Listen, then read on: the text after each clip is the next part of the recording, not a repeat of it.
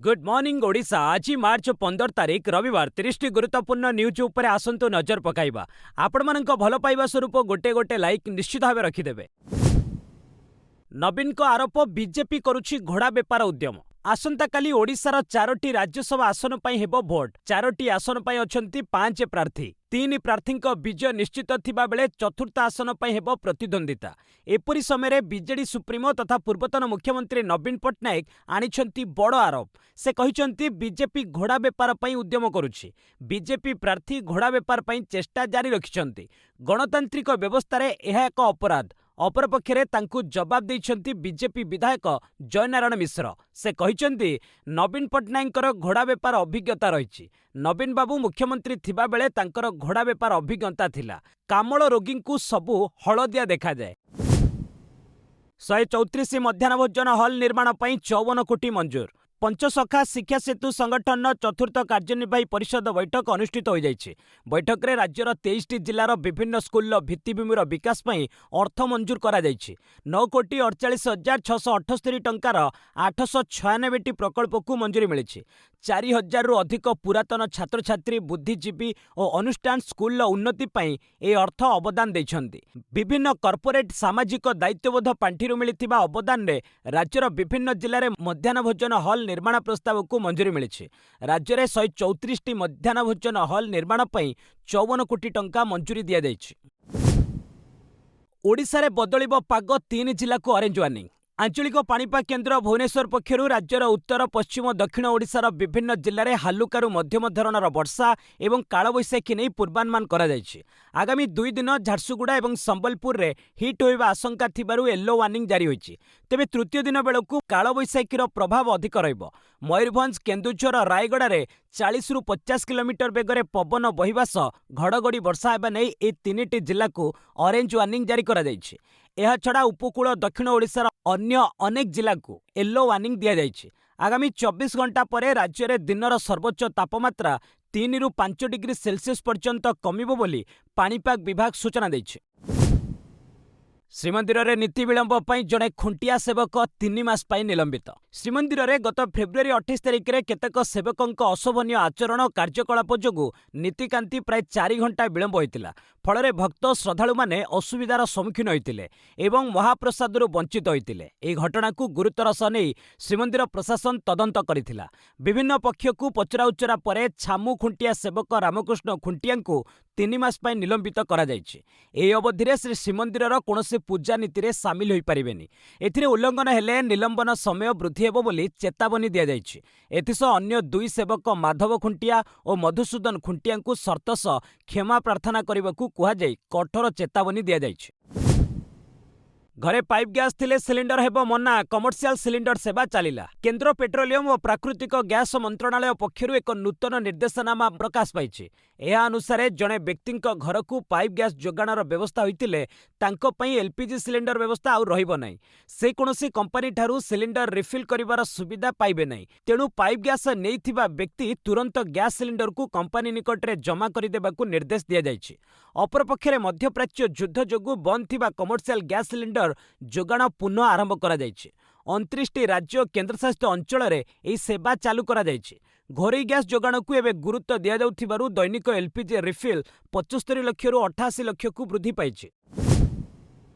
आयकर विभाग स्पष्टीकरण। अग्रिम टिकस ई कैंपेन त्रुटिपूर्ण इमेल को अणदेखा करंतु। आकलन वर्ष 2026-27 पई आयकर विभाग पक्षरु आरंभ होइतिबा अग्रिम टिकस ई कैंपेन अधीन रे पठा जाइतिबा इमेल को नै विभाग पक्षरु स्पष्टीकरण जारी करा जायछि। किछि करदातांकु सेमानकर आर्थिक कारोबार विषय रे त्रुटिपूर्ण तथ्य थिबा इमेल मिलिथिबा विभाग स्वीकार करिछि। एही समस्यार समाधान पई उद्यम जारी रहिछि। तेणु विभाग पक्षरु उक्त त्रुटिपूर्ण इमेल गुड़ी को वर्तमान पई अणदेखा करबाकू करदाता मानकु अनुरोध करा जायछि। एही इमेल गुड़िक केवल एक रिमाइंडर भाबरे पठा जाइथिला, जहा द्वारा करदाता माने सेमानकर आर्थिक तथ्य समीक्षा करी सठिक अग्रिम टिकस प्रदान करि परिबे। तेबे करदाता माने ई फाइलिंग पोर्टाल माध्यम रे कंप्लायंस पोर्टाल ई कैंपेन टैब को जाई निजर प्रकृत कारोबार विवरणी निजे जांच करबाकू आयकर विभाग पक्षरु परामर्श दिया जायछि। ईरान यूरानियम निज पाखरे रखिबाकू रूसर प्रस्ताव को ट्रम्प अग्राह्य। ଇରାନ ଦ୍ୱାରା ବିକଶିତ ହୋଇଥିବା ୟୁରାନିୟମକୁ ରୁଷ ପାଖରେ ରହିବାକୁ ଦିଆଯାଉ। ଏହା ଦ୍ୱାରା ଇରାନ ଆଉ ଆଣବିକ ଅସ୍ତ୍ର ନିର୍ମାଣ କରିପାରିବ ନାହିଁ। ରୁଷ ରାଷ୍ଟ୍ରପତି ଭ୍ଲାଦିମିର ପୁତିନ ଆମେରିକାକୁ ଏକ ପ୍ରସ୍ତାବ ଦେଇଥିଲେ, ତେବେ ଏହାକୁ ଆମେରିକା ରାଷ୍ଟ୍ରପତି ଡୋନାଲ୍ଡ ଟ୍ରମ୍ପ ଅଗ୍ରାହ୍ୟ କରିଦେଇଛନ୍ତି। ଏକ୍ସିଓସ୍ ପକ୍ଷରୁ ପ୍ରକାଶିତ ରିପୋର୍ଟ ମୁତାବକ ଚଳିତ ସପ୍ତାହରେ ପୁତିନ ଓ ଟ୍ରମ୍ପ ପରସ୍ପର ସହ ଫୋନରେ କଥା ହୋଇଥିଲେ। ଉଭୟ ନେତା ଯୁଦ୍ଧ ବାବଦରେ ଚର୍ଚ୍ଚା କରିଥିଲେ। ଏହି ସମୟରେ ପୁତିନ ୟୁରାନିୟମ ପ୍ରସଙ୍ଗରେ ପ୍ରସ୍ତାବ ଦେଇଥିଲେ। ଇରାନ ଦ୍ୱାରା ବିକଶିତ ୟୁରାନିୟମ ସୁରକ୍ଷିତ ଭାବେ ରୁଷକୁ ସ୍ଥାନାନ୍ତର ହେଲେ ଯୁଦ୍ଧ ଥମିବା ନେଇ ପୁତିନ ଆଶାବ୍ୟକ୍ତ କରିଥିଲେ। ଅନ୍ୟ ଏକ ରିପୋର୍ଟ ଅନୁସାରେ ଇରାନ ପ୍ରାୟ 450 କିଲୋଗ୍ରାମ ୟୁରାନିୟମକୁ 60% ବିକଶିତ କରିସାରିଛି। ଏହାଦ୍ୱାରା ଅଣୁ ଅସ୍ତ୍ର ନିର୍ମାଣର ଏହା ନିକଟତର ରହିଛି। ଏହା ହିଁ ଯୁଦ୍ଧର ମୂଳ କାରଣ। ହର୍ମୁଜ ପାର କଲା 2 ଭାରତୀୟ ଜାହାଜ, ଅଛି 92,700 ଟନ୍ ଏଲ୍‌ପିଜି। ଭାରତ ପାଇଁ ଏକ ଖୁସି ଖବର। ଦେଶର 2ଟି ଏଲ୍‌ପିଜି ଭର୍ତ୍ତି ଜାହାଜ ହର୍ମୁଜ ପ୍ରଣାଳୀ ପାର କରିବାରେ ସମର୍ଥ ହୋଇଛି। ପ୍ରଥମେ ଶିବାଲିକ୍ ନାମକ ଜାହାଜ ହର୍ମୁଜ ପାର କରିଥିଲା। ଏଥିରେ 46,700 ମେଟ୍ରିକ୍ ଟନ୍ ଏଲ୍‌ପିଜି ରହିଛି। ଏବେ ନନ୍ଦା ଦେବୀ ଜାହାଜ ମଧ୍ୟ ଜଳମାର୍ଗ ଅତିକ୍ରମ କରି ଉନ୍ମୁକ୍ତ ଜଳରାଶିରେ ପହଞ୍ଚିଛି। ଭାରତୀୟ ନୌସେନାର ହେଫାଜତରେ 2 ଜାହାଜ ଭାରତ ଅଭିମୁଖେ ଅଗ୍ରସର ହେଉଛନ୍ତି। ସମ୍ଭବତଃ 2ରୁ 3 ଦିନରେ ଏହା ଦେଶରେ ପହଞ୍ଚିପାରେ। ନନ୍ଦା ଦେବୀ ଜାହାଜ ମୁମ୍ବାଇର କାଣ୍ଡଲା ବନ୍ଦରରେ ପହଞ୍ଚିବ। ଏଥିରେ 46,000 ମେଟ୍ରିକ୍ ଟନ୍ ଏଲ୍‌ପିଜି ରହିଛି। ଉଲ୍ଲେଖଯୋଗ୍ୟ, ଯୁଦ୍ଧ ଯୋଗୁଁ ଦେଶବ୍ୟାପୀ ଏଲ୍‌ପିଜି ଯୋଗାଣ ଶୃଙ୍ଖଳ ବିଗିଡ଼ି ଯାଇଛି। ବୁକିଂ ଅବଧି ସୀମା 25 ଦିନକୁ ବୃଦ୍ଧି କରାଯାଇଛି।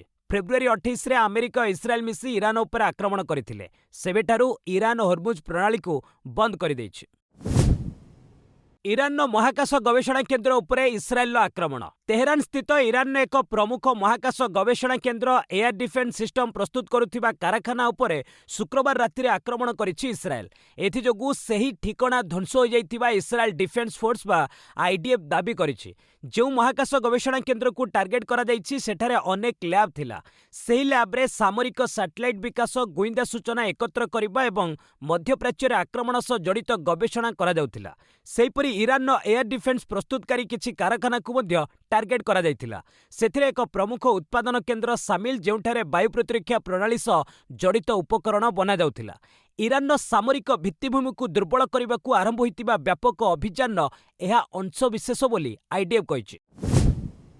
ଆମେରିକୀୟ ସୈନିକଙ୍କ ସୂଚନା ଦେଲେ $1.15 ଲକ୍ଷ ପୁରସ୍କାର। ଇରାକରେ ଇରାନ ସମର୍ଥିତ ମିଲିସିଆ ସମୂହ ଇସଲାମିକ୍ ରେଜିଷ୍ଟାନ୍ସ ଇନ୍ ଇରାକ ଆମେରିକୀୟ ସୈନିକଙ୍କ ସମ୍ପର୍କରେ ସୂଚନା ଦେଲେ ପୁରସ୍କାର ଦେବାକୁ ଘୋଷଣା କରିଛି। ସଂଗଠନ କହିଛି, ଆମେରିକୀୟ ସେନାର ବରିଷ୍ଠ ଅଧିକାରୀ କିମ୍ବା ଗୁଇନ୍ଦା ଏଜେନ୍ସିର ପ୍ରମୁଖମାନଙ୍କର ଠିକଣା ସମ୍ପର୍କରେ ଠିକ୍ ସୂଚନା ଦେବା ଲୋକଙ୍କୁ ପ୍ରାୟ $1.15 ଲକ୍ଷ ପୁରସ୍କାର ଦିଆଯିବ। ଏହି ପୁରସ୍କାର ରାଶି ଇରାକୀଙ୍କ ସହିତ ଦେଶରେ ରହୁଥିବା ବିଦେଶୀ ନାଗରିକଙ୍କ ପାଇଁ ମଧ୍ୟ ଲାଗୁ ହେବ। ଆମେରିକୀୟ ସୈନ୍ୟ ଏବଂ ଗୁଇନ୍ଦା କର୍ମୀ ଏବେ ଜନବସତି ଅଞ୍ଚଳରେ ଲୁଚି ରହୁଛନ୍ତି। ଗୁରୁବାର ପଶ୍ଚିମ ଇରାକରେ ଏକ ରିଫ୍ୟୁଏଲିଂ ବିମାନ ଦୁର୍ଘଟଣାଗ୍ରସ୍ତ ହେବାରୁ 6 ଜଣ ଆମେରିକୀୟ ସୈନିକଙ୍କ ମୃତ୍ୟୁ ଘଟିଥିଲା। ଆମେରିକା ଏହା ଶତ୍ରୁ ଆକ୍ରମଣ ଯୋଗୁଁ ହୋଇଥିବା ଦର୍ଶାଇ ନଥିଲା, ତେବେ IRI ତାକୁ ଖସାଇ ପକାଇଥିବା ନେଇ ଦାବି କରିଥିଲା। ମଧ୍ୟପ୍ରାଚ୍ୟ ଯୁଦ୍ଧରେ ଏପର୍ଯ୍ୟନ୍ତ 5 ଭାରତୀୟ ମୃତ, ଜଣେ ନିଖୋଜ। ମଧ୍ୟପ୍ରାଚ୍ୟରେ ଲାଗି ରହିଥିବା ଯୁଦ୍ଧ ଯୋଗୁଁ ଏପର୍ଯ୍ୟନ୍ତ 5 ଜଣ ଭାରତୀୟଙ୍କ ମୃତ୍ୟୁ ଘଟିଛି। ଅନ୍ୟ ଜଣେ ନିଖୋଜ ଅଛନ୍ତି। ନିଖୋଜ ଭାରତୀୟଙ୍କୁ ଠାବ କରିବା ଲାଗି ସମସ୍ତ ପଦକ୍ଷେପ ଗ୍ରହଣ କରାଯାଉଛି।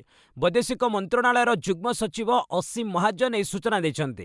ମଧ୍ୟପ୍ରାଚ୍ୟ ପରିସ୍ଥିତି ଉପରେ ଶନିବାର ନୂଆଦିଲ୍ଲୀରେ ଅନୁଷ୍ଠିତ ଆନ୍ତଃ ମନ୍ତ୍ରଣାଳୟ ବୈଠକ ପରେ ସେ କହିଛନ୍ତି, ପୂର୍ବରୁ ଘଟିଥିବା ବିଭିନ୍ନ ଘଟଣାରେ ଏହି ଭାରତୀୟଙ୍କର ମୃତ୍ୟୁ ଘଟିଛି। ସେମାନଙ୍କ ମୃତଦେହ ସ୍ୱଦେଶ ଫେରାଇ ଆଣିବା ଲାଗି ବ୍ୟବସ୍ଥା କରାଯାଉଛି। ନିଖୋଜ ଭାରତୀୟଙ୍କୁ ଠାବ କରିବା ଲାଗି ଓମାନ, UAE ଓ ଇରାକରେ ଥିବା ଦୂତାବାସ ପକ୍ଷରୁ ସେଠାକାର ସରକାରଙ୍କ ସହ ନିୟମିତ ଯୋଗାଯୋଗ କରାଯାଉଛି। ମଧ୍ୟପ୍ରାଚ୍ୟରେ ଯୁଦ୍ଧ ଯୋଗୁଁ ଫସି ରହିଥିବା ଭାରତୀୟଙ୍କ ସୁରକ୍ଷା ପ୍ରତି ମଧ୍ୟ ସରକାର ବିଶେଷ ଧ୍ୟାନ ଦେଉଛନ୍ତି। ବର୍ତ୍ତମାନ ବାହାରିନ୍ ଓ କୁଏତରୁ କୌଣସି ବିମାନ ଚଳାଚଳ କରୁନାହିଁ, ତେଣୁ ସେଠାରେ ଥିବା ଭାରତୀୟଙ୍କ ଭିସା ସମୟସୀମା ବଢ଼ାଯାଇଛି।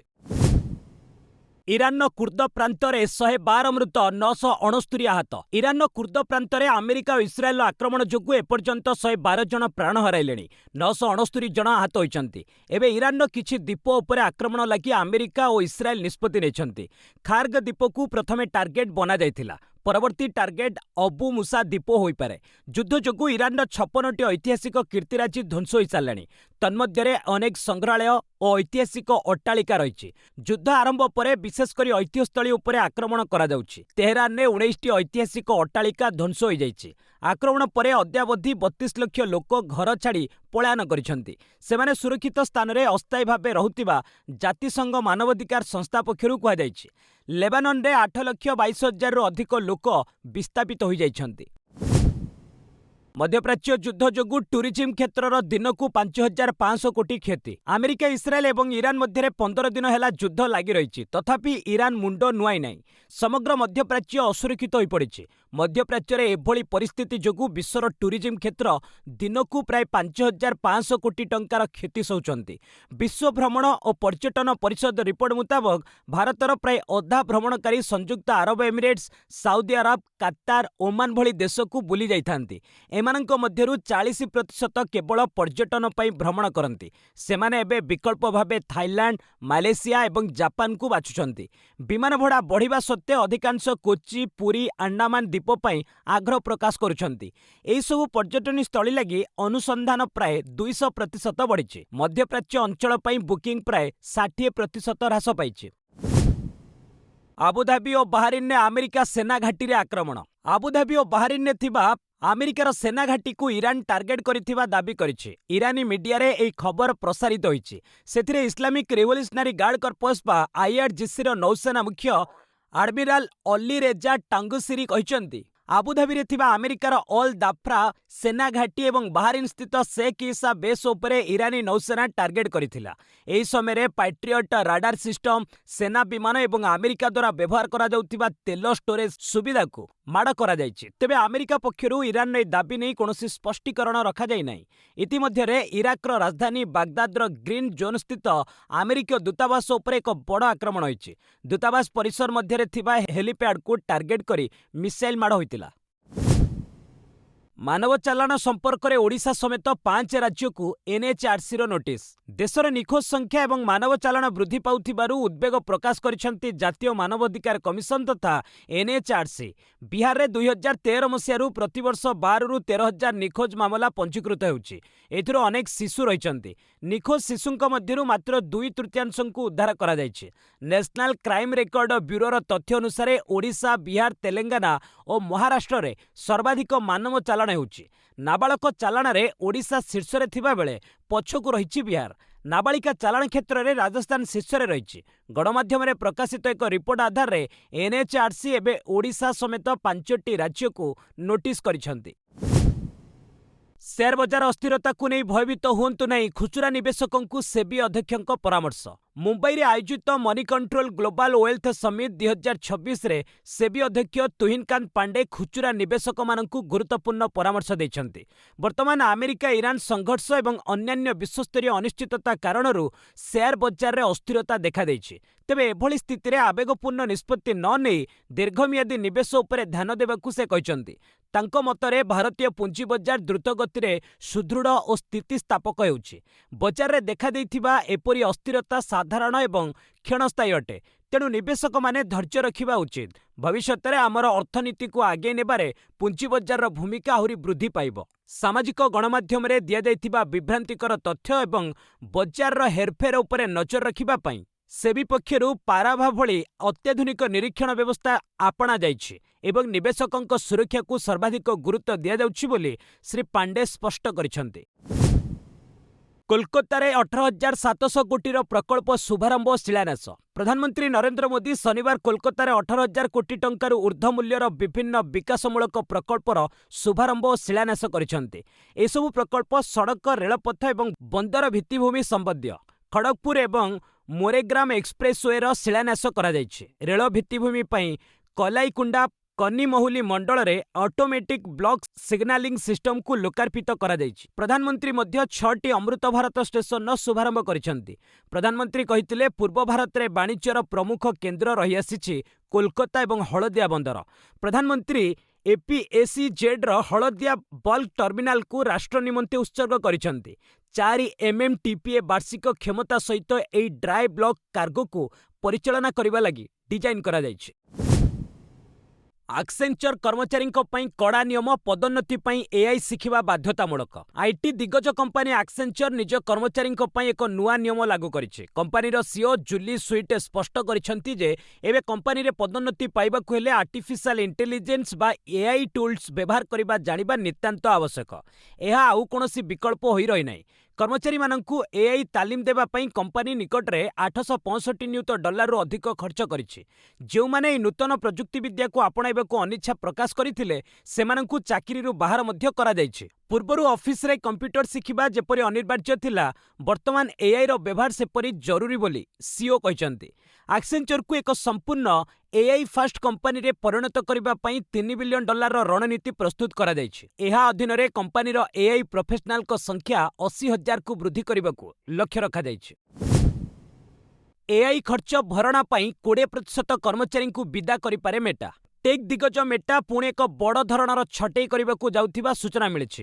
ବଢ଼ୁଥିବା ଆର୍ଟିଫିସିଆଲ ଇଣ୍ଟେଲିଜେନ୍ସ ଭିତ୍ତିଭୂମି ଖର୍ଚ୍ଚକୁ ଭରଣା କରିବା ଏବଂ ଏଆଇ ସହାୟତାରେ କାମକୁ ଅଧିକ ଦକ୍ଷ କରିବା ପାଇଁ କମ୍ପାନୀ ନିଜର ପ୍ରାୟ 20% କର୍ମଚାରୀଙ୍କୁ ଚାକିରିରୁ ବାହାର କରିବାକୁ ବିଚାର କରୁଛି।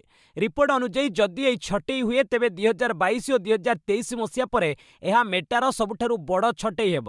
ଗତ ଡିସେମ୍ବର ସୁଦ୍ଧା କମ୍ପାନୀରେ ପ୍ରାୟ 79,000 କର୍ମଚାରୀ ଥିଲେ।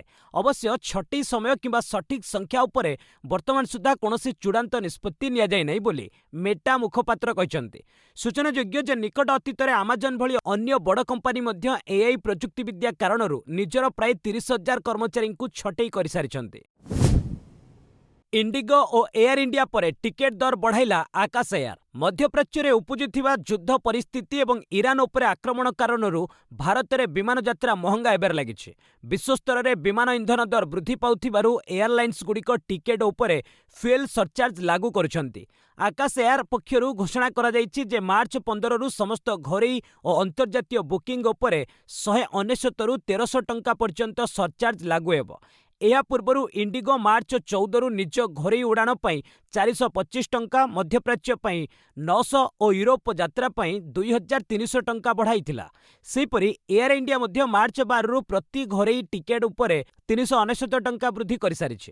ବିମାନ ପରିଚାଳନା ଖର୍ଚ୍ଚ ବହନ କରିବା ସହ ଉଡ଼ାଣ ବାତିଲ ଭଳି ସମସ୍ୟାକୁ ଏଡ଼ାଇବା ପାଇଁ ଏହି ଦର ବୃଦ୍ଧି ନିତାନ୍ତ ଆବଶ୍ୟକ ବୋଲି ବିମାନ କମ୍ପାନୀଗୁଡ଼ିକ ପ୍ରକାଶ କରିଛନ୍ତି। ଇନଷ୍ଟାଗ୍ରାମରୁ ହଟିବ end to end encryption feature. May 8ରୁ ଗୋପନୀୟ ରହିବନି ଚାଟ୍। ଇନଷ୍ଟାଗ୍ରାମ ନିଜ ପ୍ଲାଟଫର୍ମରୁ end to end encryption messaging feature ହଟାଇବାକୁ ଯାଉଛି। ମୂଳ କମ୍ପାନୀ ମେଟା ସୂଚନା ଅନୁଯାୟୀ ଆସନ୍ତା 2026 ମେ 8 ତାରିଖରୁ ଏହା ଲାଗୁ ହେବ। ଫଳରେ ଇନଷ୍ଟାଗ୍ରାମରେ ହେଉଥିବା ବ୍ୟକ୍ତିଗତ ମେସେଜଗୁଡ଼ିକ ଆଉ ସମ୍ପୂର୍ଣ୍ଣ ଗୋପନୀୟ ରହିବ ନାହିଁ ଏବଂ ଆବଶ୍ୟକ ପଡ଼ିଲେ କମ୍ପାନୀ ମଧ୍ୟ ଏହାକୁ ପଢ଼ିପାରିବ ବା ଆକ୍ସେସ୍ କରିପାରିବ। ୟୁଜର୍ସଙ୍କ ଗୋପନୀୟତାକୁ ଦୃଷ୍ଟିରେ ରଖି 2023 ଡିସେମ୍ବରରେ ଏହି ଫିଚର ଆରମ୍ଭ କରାଯାଇଥିଲା, କିନ୍ତୁ ବହୁତ କମ୍ ଲୋକ ଏହି ଫିଚରର ବ୍ୟବହାର କରୁଥିବାରୁ ଏହାକୁ ବନ୍ଦ କରିବାକୁ ନିଷ୍ପତ୍ତି ନିଆଯାଇଛି। ନିର୍ଦ୍ଧାରିତ ସମୟସୀମା ପୂର୍ବରୁ ନିଜର ଆବଶ୍ୟକ ମେସେଜ ଓ ମିଡିଆ ଡାଉନଲୋଡ୍ କରିବାକୁ ୟୁଜର୍ସଙ୍କୁ ଆପ୍ରେ ନୋଟିଫିକେସନ୍ ମିଳିବ। ତେବେ ଅଧିକ ଗୋପନୀୟତା ଚାହୁଁଥିବା ୟୁଜର୍ସଙ୍କ ପାଇଁ ହ୍ୱାଟ୍ସଆପ୍ରେ ପୂର୍ବ ଭଳି ସୁରକ୍ଷିତ ଏନକ୍ରିପସନ୍ ସୁବିଧା ଜାରି ରହିବ ବୋଲି କମ୍ପାନୀ ପକ୍ଷରୁ କୁହାଯାଇଛି। ନାସାର ଆର୍ଟେମିସ୍ 2 ମିଶନ ଏପ୍ରିଲ 1ରେ ଚନ୍ଦ୍ର ଅଭିମୁଖୀ ଉଡ଼ାଣ ଭରିବେ 4 ମହାକାଶଚାରୀ। ଆସନ୍ତା 2026 ଏପ୍ରିଲ 1 ତାରିଖରେ ନାସାର ଐତିହାସିକ ଆର୍ଟେମିସ୍ 2 ମିଶନ ଲଞ୍ଚ ହେବାକୁ ଯାଉଛି। ଏଥିରେ 4 ଜଣ ମହାକାଶଚାରୀ Reid Wiseman, Victor Glover, Christina Koch ଏବଂ ଜେରେମି ହାନସେନ ଚନ୍ଦ୍ର ଅଭିମୁଖୀ ଯାତ୍ରା କରିବେ। ଏହି 10 ଦିନିଆ ମିଶନରେ ଓରିଅନ୍ ସ୍ପେସକ୍ରାଫ୍ଟ ମହାକାଶଚାରୀମାନଙ୍କୁ ନେଇ ଚନ୍ଦ୍ରର ଖୁବ୍ ନିକଟତର ହେବ। ଆପୋଲୋ 13 ପରେ ମଣିଷର ଏହା ସବୁଠାରୁ ଦୂର ମହାକାଶ ଯାତ୍ରା ହେବାର ସମ୍ଭାବନା ରହିଛି। ଯାତ୍ରା ସମୟରେ ମହାକାଶଚାରୀମାନେ ଜରୁରୀକାଳୀନ ପରିସ୍ଥିତିର ମୁକାବିଲା, ନୂଆ ଓରିଅନ୍ ସୁଟ୍ର ପରୀକ୍ଷଣ ଓ ଚନ୍ଦ୍ରପୃଷ୍ଠର ଅଦେଖା ଅଞ୍ଚଳର ଫଟୋ ଭିଡିଓ ଉତ୍ତୋଳନ କରିବେ। 10ମ ଦିନରେ ଏହି ସ୍ପେସକ୍ରାଫ୍ଟଟି ପୃଥିବୀକୁ ଫେରିବ ଓ ପ୍ୟାରାଚୁଟ୍ ସାହାଯ୍ୟରେ ସୁରକ୍ଷିତ ଭାବେ ପ୍ରଶାନ୍ତ ମହାସାଗରରେ ଅବତରଣ କରିବ। ସେଠାରୁ ନାସା ଏବଂ ଆମେରିକୀୟ ନୌସେନା ମହାକାଶଚାରୀମାନଙ୍କୁ ସୁରକ୍ଷିତ ଉଦ୍ଧାର କରିବେ। ଏପ୍ରିଲରୁ ମହଙ୍ଗା ହେବ ଫାସ୍ଟ୍ୟାଗ୍ ବାର୍ଷିକ ପାସ୍ ବଢ଼ିବ 75 ଟଙ୍କା। ଆସନ୍ତା ମାସ ବା ଏପ୍ରିଲ 1ରୁ ଜାତୀୟ ରାଜପଥରେ ଯାତ୍ରା କରିବା ସାମାନ୍ୟ ମହଙ୍ଗା ହୋଇଯିବ। ସଡ଼କ ପରିବହନ ମନ୍ତ୍ରଣାଳୟ ବାର୍ଷିକ ଫାସ୍ଟ୍ୟାଗ୍ ପାସ୍ ଦରରେ 2.5% ବୃଦ୍ଧି କରିଛି। ଏବେ ଘରୋଇ ଗାଡ଼ି ମାଲିକଙ୍କୁ ବାର୍ଷିକ ପାସ୍ ପାଇଁ 3,000 ଟଙ୍କା ବଦଳରେ 3050 ଟଙ୍କା ଦେବାକୁ ପଡ଼ିବ। ଏହି ପାସ୍ କାର ୟୁଜର୍ସକୁ ଦେଶବ୍ୟାପୀ 200 ଟୋଲ୍ ପ୍ଲାଜାରେ ବିନା ବାଧାରେ ଯାତ୍ରା କରିବାର ସୁବିଧା ଦେଇଥାଏ। ସରକାର ଅଗଷ୍ଟ 15ରୁ ଏହି ବିଶେଷ ବାର୍ଷିକ ପାସ୍ ବ୍ୟବସ୍ଥାର ପ୍ରଚଳନ କରିବେ। ଏଯାବତ୍ 52 ଲକ୍ଷରୁ ଉର୍ଦ୍ଧ୍ୱ ରାଜପଥ କାର ୟୁଜର ଏହି ସ୍କିମ୍ରେ ସାମିଲ ହୋଇଛନ୍ତି। ଯଦି ଜଣେ ବାରମ୍ବାର ରାଜପଥରେ ଯାତ୍ରା କରୁଛନ୍ତି ଏବଂ ଏହି ବର୍ଦ୍ଧିତ ଦରରୁ ବଞ୍ଚିବାକୁ ଚାହୁଁଥାନ୍ତି, ସେମାନେ ମାର୍ଚ୍ଚ 31 ସୁଦ୍ଧା ପୁରୁଣା ଦରରେ ରିଚାର୍ଜ କରିପାରିବେ କିମ୍ବା ନୂଆ ପାସ୍ କିଣିପାରିବେ। ଏପ୍ରିଲ 1 ସକାଳୁ ସିଷ୍ଟମରେ ନୂଆ ଦର ଅପଡେଟ୍ କରିଦିଆଯିବ। ଇସ୍ରୋର ନାଭିକ୍ ସିଷ୍ଟମକୁ ଝଟକା। ଭାରତୀୟ ମହାକାଶ ଗବେଷଣା ସଂସ୍ଥା ଇସ୍ରୋର ସ୍ୱଦେଶୀ ନାଭିଗେସନ ସିଷ୍ଟମ ନାଭିକ୍କୁ ଏକ ବଡ଼ ଝଟକା ଲାଗିଛି। IRNSS-1F ସାଟେଲାଇଟ୍ରେ ଥିବା ଶେଷ ଆଟମିକ୍ କ୍ଲକଟି କାମ କରିବା ବନ୍ଦ କରିଦେଇଥିବା ଇସ୍ରୋ ପକ୍ଷରୁ ସୂଚନା ଦିଆଯାଇଛି। ଆଟମିକ୍ କ୍ଲକ୍ ସଠିକ୍ ପୋଜିସନିଂ ଏବଂ ନେଭିଗେସନ ପାଇଁ ଅତ୍ୟନ୍ତ ଗୁରୁତ୍ୱପୂର୍ଣ୍ଣ ହୋଇଥିବା ବେଳେ ଏହି ଘଟଣା ଫଳରେ ଦେଶର ନାଭିକ୍ ସିଷ୍ଟମ ଦୁର୍ବଳ ହୋଇପଡ଼ିଛି। ବର୍ତ୍ତମାନ କେବଳ 3ଟି ସାଟେଲାଇଟ୍ରେ ହିଁ ଏହି କ୍ଲକ୍ କାର୍ଯ୍ୟକ୍ଷମ ଅଛି। 2016ରେ ଉତ୍କ୍ଷେପଣ ହୋଇଥିବା IRNSS-1F ମାର୍ଚ୍ଚ 10ରେ ତାର 10 ବର୍ଷର କାର୍ଯ୍ୟକାଳ ପୂରଣ କରିସାରିଛି ଏବଂ ଏବେ ଏହା କେବଳ ସାଧାରଣ ମେସେଜିଂ ସେବା ଯୋଗାଇବ। ତେବେ ଏହି ପୁରୁଣା ଏବଂ ଅଚଳ ସାଟେଲାଇଟ୍‌ଗୁଡ଼ିକର ସ୍ଥାନ ପୂରଣ ପାଇଁ ଇସ୍ରୋ ଆସନ୍ତା 2026 ଶେଷ ସୁଦ୍ଧା ସ୍ୱଦେଶୀ ଜ୍ଞାନକୌଶଳରେ ନିର୍ମିତ ଆଟୋମିକ୍ କ୍ଲକ୍ ଯୁକ୍ତ ଅତିକମ୍ରେ 3ଟି ନୂଆ ସାଟେଲାଇଟ୍ ଉତ୍କ୍ଷେପଣ କରିବାକୁ ଲକ୍ଷ୍ୟ ରଖିଛି। IPL ପୂର୍ବରୁ ଉନ୍ମୋଚିତ ହେଲା KKRର ନୂଆ ଜର୍ସି। ଆସନ୍ତା 28 ତାରିଖରୁ ଆରମ୍ଭ ହେଉଛି IPL 19। ଏହା ପୂର୍ବରୁ ଏହି T20 ଲିଗ୍‌ର ପୂର୍ବ ବିଜେତା କୋଲକାତା ନାଇଟ୍ ରାଇଡର୍ସ ବା KKR ଟିମ୍‌ର ନୂଆ ଜର୍ସି ଉନ୍ମୋଚନ କରିଛି। ଏକ ନିଆରା ଡିଜାଇନ୍‌ର ସମ୍ଭାବନା ଥିବା ଏହି ଜର୍ସିର ଥିମ୍ ବା ବିଷୟବସ୍ତୁ ରହିଛି ପରମ୍ପରାର ରେଖା। ଜର୍ସିରେ KKRର ଅନେକ ଅବିସ୍ମରଣୀୟ ଛାପ ରହିଛି। ବ୍ରେଣ୍ଡନ୍ ମ୍ୟାକଲମ୍‌ଙ୍କ ଐତିହାସିକ ଅପରାଜିତ 158 ରନ୍ ସହିତ ରିଙ୍କୁ ସିଂଙ୍କ ଲଗାତାର 5 ଛକା ଆଦିର ପ୍ରେରଣା ନେଇ ଏହି ଜର୍ସି ପ୍ରସ୍ତୁତ କରାଯାଇଛି। ଜର୍ସିର ରଙ୍ଗ ଓ ଆକାର ଚମତ୍କାର ହୋଇଥିବା କହିଛନ୍ତି ଦଳର ମୁଖ୍ୟ କାର୍ଯ୍ୟନିର୍ବାହୀ ଅଧିକାରୀ ଭେଙ୍କି ମହୀଶ୍ୱର। ମୋଟ ଉପରେ ଜର୍ସିରେ ଥିବା ପ୍ରତ୍ୟେକ ଧାଡ଼ି KKRର ଗୌରବର ଗାଥା ବର୍ଣ୍ଣନା କରାଯାଉଛି, ଯାହାକି ପ୍ରଶଂସକମାନଙ୍କୁ ଉଦ୍ବୁଦ୍ଧ କରିବ। ICC ଆଚରଣ ବିଧି ଉଲ୍ଲଂଘନ କଲେ ପାକିସ୍ତାନ କ୍ରିକେଟର ସଲମାନ ଅଲି ଆଗା। ଢାକାରେ ବାଂଲାଦେଶ ବିପକ୍ଷ ଦ୍ୱିତୀୟ ଦିନିକିଆ ମ୍ୟାଚ୍ରେ ICC ଆଚରଣ ବିଧି ଉଲ୍ଲଂଘନ କରିଥିବାରୁ ପାକିସ୍ତାନ ଖେଳାଳି ସଲମାନ ଅଲି ଆଗାକୁ କଡ଼ା ତାଗିଦ କରାଯାଇଛି। ଏଥିସହ ତାଙ୍କ ଖାତାରେ ଗୋଟିଏ ଡିମେରିଟ୍ ପଏଣ୍ଟ ମଧ୍ୟ ଯୋଡ଼ାଯାଇଛି। ଶୁକ୍ରବାର ଖେଳାଯାଇଥିବା ଏହି ମ୍ୟାଚ୍ରେ ପାକିସ୍ତାନ ଇନିଂସର 39ତମ ଓଭରରେ ସଲମାନ ରନ୍ଆଉଟ୍ ହେବା ପରେ ନିରାଶ ହୋଇ ନିଜ ବ୍ୟାଟିଂ ଗ୍ଲୋଭ୍ସ ଏବଂ ହେଲମେଟ୍‌କୁ ଅସଙ୍ଗତ ଭାବେ ପଡ଼ିଆରେ ଫିଙ୍ଗି ଦେଇଥିଲେ। କ୍ରିକେଟ ସାମଗ୍ରୀର ଅପବ୍ୟବହାର କରିଥିବାରୁ ତାଙ୍କୁ ICC ନିୟମ 2.2 ଅଧୀନରେ ଲେଭେଲ୍ 1 ଅପରାଧ ବୋଲି ଦୋଷୀ ସାବ୍ୟସ୍ତ କରାଯାଇଛି। ସଲମାନ ନିଜ ଦୋଷ ସ୍ୱୀକାର କରିବା ସହ ମ୍ୟାଚ୍ ରେଫ୍ରି ଦେଇଥିବା ଦଣ୍ଡବିଧାନକୁ ମାନି ନେଇଛନ୍ତି। ସୂଚନାଯୋଗ୍ୟ ଯେ ଏହି ମ୍ୟାଚ୍ରେ ପାକିସ୍ତାନ 128 ରନ୍‌ରେ ବିଜୟୀ ହୋଇ 3 ଟିକିଆ ସିରିଜ୍‌କୁ 1-1ରେ ବରାବର କରିଛି ଏବଂ ରବିବାର ଦିନ ଉଭୟ ଦଳ ମଧ୍ୟରେ ନିର୍ଣ୍ଣାୟକ ମ୍ୟାଚ୍ ଖେଳାଯିବ। ଆସାମର ମୟଙ୍କ ଚକ୍ରବର୍ତ୍ତୀ 94ତମ ଭାରତୀୟ ଚେସ୍ ଗ୍ରାଣ୍ଡମାଷ୍ଟର। ଆସାମର 17 ବର୍ଷୀୟ ଚେସ୍ ତାରକା ମୟଙ୍କ ଚକ୍ରବର୍ତ୍ତୀଙ୍କୁ ମିଳିଛି ବଡ଼ ସଫଳତା। ସେ ଦେଶର 94ତମ ଗ୍ରାଣ୍ଡମାଷ୍ଟର ହେବାର ଗୌରବ ଅର୍ଜନ କରିଛନ୍ତି।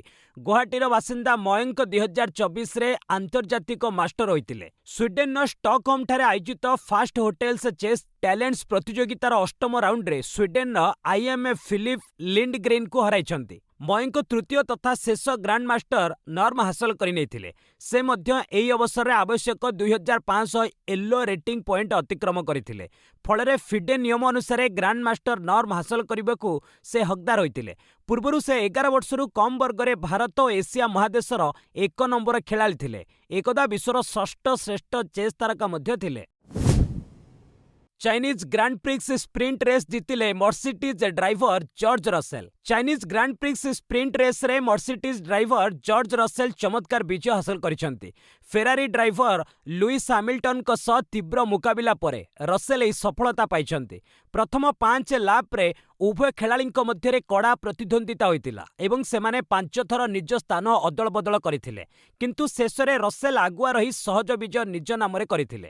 ଏହି ରେସ୍‌ରେ ଫେରାରିର ଚାର୍ଲ୍ସ ଲେକ୍‌ଲେର୍ ଦ୍ୱିତୀୟ ସ୍ଥାନ ଅଧିକାର କରିଥିବା ବେଳେ ତାଙ୍କ ସାଥୀ ଖେଳାଳି ହାମିଲ୍ଟନ୍ ତୃତୀୟ ସ୍ଥାନରେ ରହିଛନ୍ତି। ଦ୍ୱିତୀୟାର୍ଦ୍ଧରେ ସେଫ୍ଟି କାର୍ ଆସିବା କାରଣରୁ ଖେଳରେ ରୋମାଞ୍ଚ ବଢ଼ିଥିଲା। ହାମିଲ୍ଟନ୍ କିଛି ସମୟ ପାଇଁ ମ୍ୟାକ୍ଲାରେନ୍‌ର ଲାଣ୍ଡୋ ନୋରିସ୍‌ଙ୍କ ପଛରେ ପଡ଼ିଯାଇଥିଲେ ମଧ୍ୟ ପରେ ନିଜ ସ୍ଥାନ ଫେରି ପାଇଥିଲେ। ସେହିପରି ରେଡ୍‌ବୁଲ୍‌ର ଇସାକ୍ ହାଜାର୍‌ଙ୍କ ସହ ଧକ୍କା ହେବା କାରଣରୁ 10 ସେକେଣ୍ଡ ପେନାଲ୍ଟି ପାଇବା ସତ୍ତ୍ୱେ ମର୍ସିଡିଜ୍‌ର କିମି ଆଣ୍ଟୋନେଲି 5ମ ସ୍ଥାନ ହାସଲ କରିଛନ୍ତି।